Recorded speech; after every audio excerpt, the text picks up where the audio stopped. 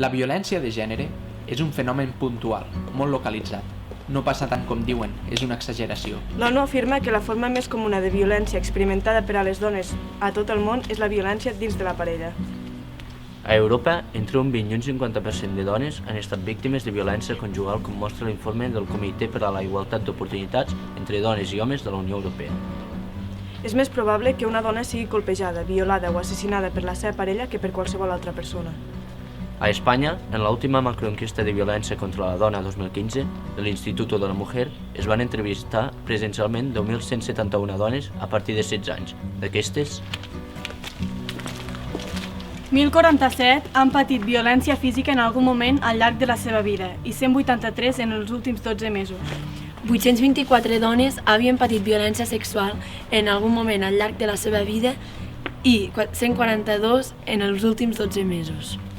2.583 han estat controlades per part de la seva parella i 803 en els últims 12 mesos. 2.227 havien patit violència psicològica per part de la seva parella en algun moment al llarg de la seva vida i 803 en els últims 12 mesos. 1.098 han patit violència econòmica i en 12 mesos 254.